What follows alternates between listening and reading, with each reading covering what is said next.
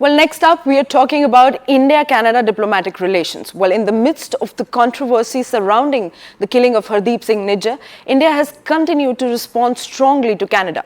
Speaking at an event in the United States, India's External Affairs Minister Dr. S. Jaishankar expressed that while Canada has raised concerns about India's foreign policy, it has also become permissive towards extremists and terrorists. He emphasized the fact that despite Canadian Prime Minister Justin Trudeau's allegations, no concrete evidence has been provided to support these claims. Dr. Jaishankar further highlighted the long-standing issue of Khalistan, which has created significant friction between India and Canada over the years and has recently surfaced as a prominent concern.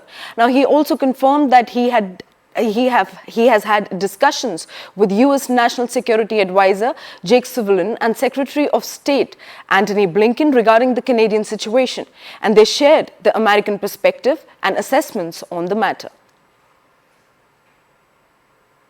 The Canadian Prime Minister made some allegations, initially privately and then publicly. And our response to him, both in private and public, were that what he was alleging was not consistent with our policy. If his government had anything relevant and specific they would like us to look into, we were open to looking at it. Now, that's where that conversation is at this point of time. Today, I'm actually in a situation where my diplomats are unsafe going to the embassy or to the consulates. In Canada? In Canada. That has actually compelled me to temporarily suspend even visa operations in Canada. So as I said, often countries look very different depending on how you see them and what your interests are. But I have this problem in Canada, and so your question, did I speak about it with Jake Sullivan and Tony Blinken? Yes, I did. Well, CNN News 18's Zaka Jacob had an exclusive interview with Ward Elcock, the former director of Canadian Security Intelligence Service. They discussed the India-Canada situation and Jaishankar's recent statements on this. Let's take a look at the report.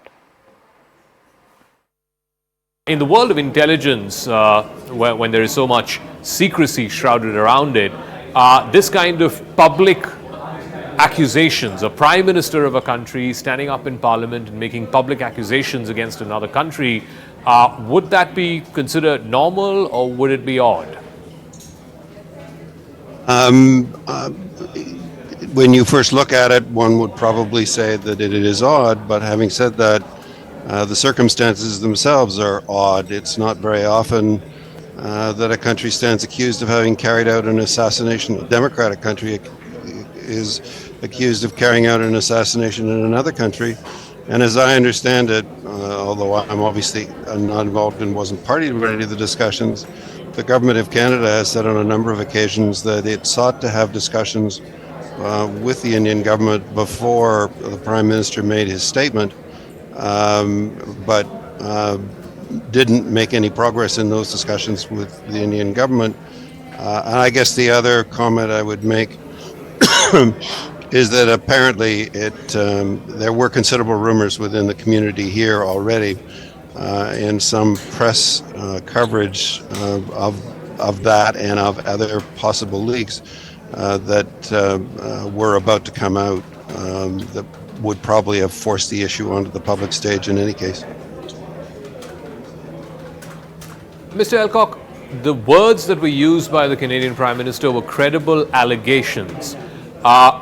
Just help us traverse that distance between what is an allegation and what may be considered as evidence. Evidence that obviously, in this case, it's a case of murder, has to stand the test of law, has to stand up in a court of law. How does one traverse that distance? Because so far, we've not seen any evidence. All we've heard is what the Prime Minister said, credible allegations. Well, intelligence often is not, sometimes never transformed into evidence. In some cases, because governments are unwilling even to admit that they have the intelligence and to put it before a court, even if they know the information to be true. The reality is, knowing the capacity of the system and the intelligence that I've seen over the past, I have no reason to believe that the intelligence the Prime Minister has referred to is inaccurate. When you say intelligence seldom translates into evidence for various reasons, like you said, governments are unwilling to reveal the nature of that intelligence because it might compromise sources and so on.